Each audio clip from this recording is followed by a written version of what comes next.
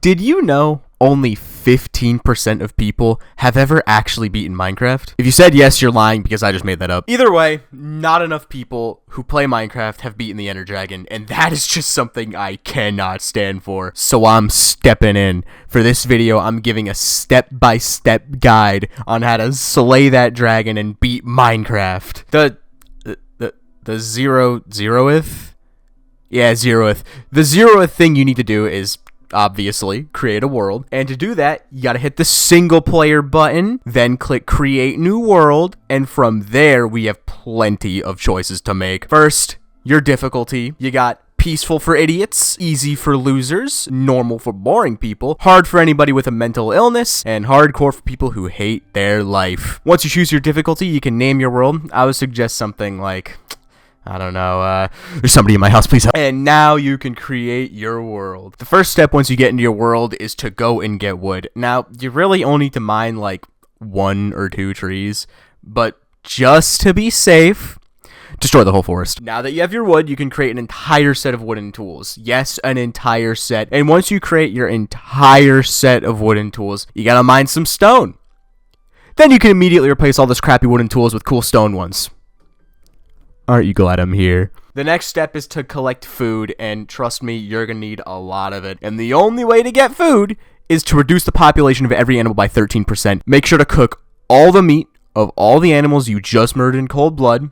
We don't eat raw meat. We're not animals. Now comes the most important step, and that is mining. Find a massive hole in the ground and jump in it. No hesitation. Worry about the fall damage later. We're going to be looking for 3 ores in particular: iron, diamonds, and emeralds, and we're going to start with iron. You really only need like 10 iron. Then you don't have to think about mining iron ever again. Craft a pickaxe, a bucket, and a flint and steel, and with those last 3 pieces, you do you. Now you take that iron pickaxe you just made and mine some diamonds. You want to mine until you get like 500. Using those diamonds, you want to craft a full set of tools, armor, then save the rest for the apocalypse. It'll happen one day. They call me crazy, but I know the truth. Now you want to go mine emeralds. You're going to want to mine at least a full stack of emeralds. Now you're almost ready to enter the Nether, but you need like a few more things before you do that. First, go fill that bucket with water. Then you want to find a massive lake of lava. The bigger, the better. Pour the water over it and turn all of that into obsidian. Now take that diamond pickaxe and start mining. But Cryo, how much obsidian do I need to mine? If there's still lava in the lake, you're not done yet. Once you've completely gotten rid of all the lava and effectively destroyed the ecosystem of this cave, you are finally ready to enter the Nether. By the way, you didn't need the emeralds. I just wanted to waste your time. Now it's time for you to build your Nether portal. Take all that obsidian you just mined and make a large square with it. Oh my god, are you kidding me? Stand it up, you idiot. The correct size for the portal is going to be about 20 by 20. I've heard you can make them smaller, but I don't want to take that chance. Take that flint and steel you made earlier and light the portal. Watch the hypnotic, beautiful, mesmerizing, enchanting purple swirls for a while. Then jump in without a care for your safety. Guess what, little Timmy? You sinned and now you're in hell. Now that we finally graduated to the big leagues, we're going to put on our big boy shoes and get to work in the fiery pits of the Nether. Take that bucket of water and dump it out. Water doesn't exist here anyways. Go to the nearest lake of hot molten lava and fill up your bucket. Don't ask me how that makes sense. You're going to use that to scorch anything that gets even remotely close to you. See these men that look like pigs? They're, man, I wish there was a good name for them. Anyway, be sure to give all of them a nice slap in the face. They love it, I promise. You're going to be walking around the Nether for a while, and the entire time, you're listening to the most wonderful ambiance. Completely ignore all the cool biomes that suck to traverse, life forms that want to kill you, and the lakes that will kill you. Look for a big, dark, and ominous structure. No, not that one, the other one!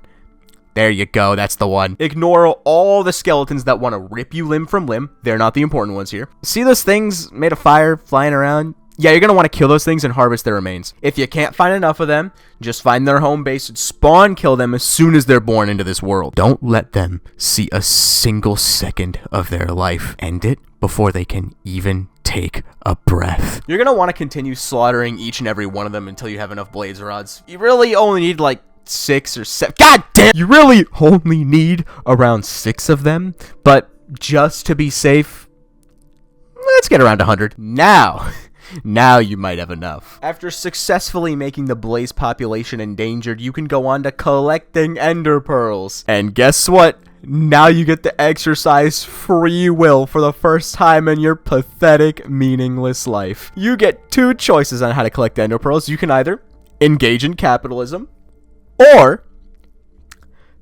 genocide. I hope you choose well. You're going to want to get an equal amount of ender pearls as you have blaze powder.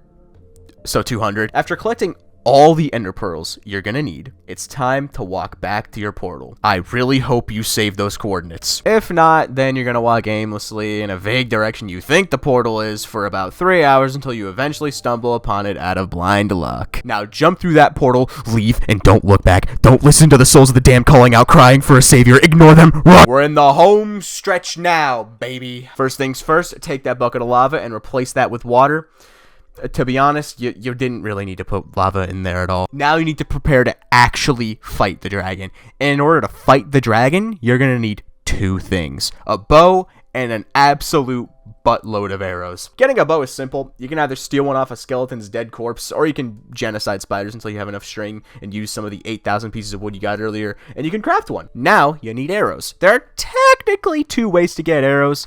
You could craft arrows, but that's boring, so we're once again gonna engage in genocide. Kill every skeleton you see, slaughter them, and take their belongings.